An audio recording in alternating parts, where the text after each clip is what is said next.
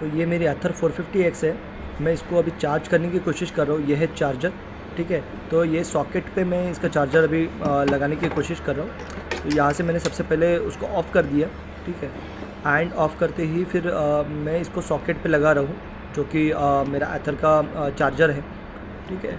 इसको लगाने के बाद में अगर आप यहाँ पे देखोगे, ठीक है, सबसे पहले तो आपको गाड़ी ऑफ़ करना रहता है, ठीक है। तो ये आपका जो की है वो आपको ऑफ़ करना पड़ता है। एंड जैसे ही आप ऑफ़ करोगे, ठीक है, उसके बाद में आपको स्विच ऑन करना है, ठीक है।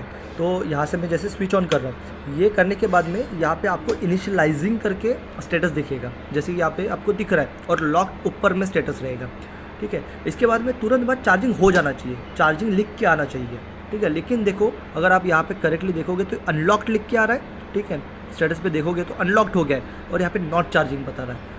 ये इशू मुझे आ रहा है। इशू मैंने सॉल्व करने का काफ़ी ट्राई किया है। जो की है वो ऑफ करके ऑन भी मैंने ट्राई किया है, क्योंकि मुझे पता है जब आप ऑफ करते हो तभी ये चार्जिंग जो है स्टार्ट होना चाहिए एंड लॉक्ड मोड में रहना चाहिए।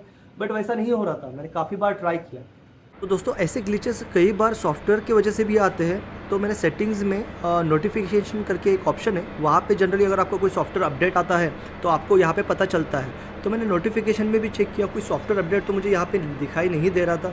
लास्ट ऑप्शन बचा था कि इसको सर्विस सेंटर लेके जाए। दोस्तों, जैसे ही मैं सर्विस सेंटर गया तो उन्होंने मुझे पूछा कि आप जहाँ पे चार्जिंग आपकी गाड़ी लगाते हो वहाँ पे आपकी रेंज रहती है या नहीं ई सिम को। तो मेरी रेंज तो रहती नहीं है। तो उन्होंने क्लियरली बताया कि आपका जो अपडेट है वो पेंडिंग है। तो इन्होंने दूसरा चार्जर लगा के वो बोले जो अपडेट करना है उसके लिए आपको मिनिमम 45% बैटरी चार्ज होनी चाहिए। भाई, उन्होंने दूसरा चार्जर लेके मेरी गाड़ी चार्जिंग पे लगाई, और जो मेरा चार्जर है वो दूसरे गाड़ी को लगाया। वहाँ पे उन्होंने सॉफ्टवेयर अपडेट करने की कोशिश की। दूसरे एथर से मेरा चार्जर जो है वो प्रॉपरली अपडेट नहीं हो पाया। तो उन्होंने सीनियर को बुलाया उनके, तो वो सीनियर ने वो जो एथर है मेरी वो मैनुअल अपडेट पे लगाया, सॉफ्टवेयर अपडेट पे। तो यहाँ पे पता नहीं उन्होंने कैसे मैनुअल सॉफ्टवेयर अपडेट पे लगाया है, तो वो सेटिंग्स का पर मुझे कुछ पता नहीं।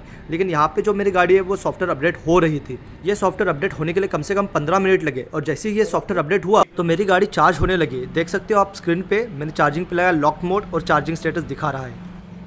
तो दोस्तों, इस तरीके से वो इशू सॉल्व हुआ। अगर आपको भी कुछ ऐसे ही इश्यूज आ रहे होंगे तो मुझे कमेंट सेक्शन में ज़रूर बताना। Thank you.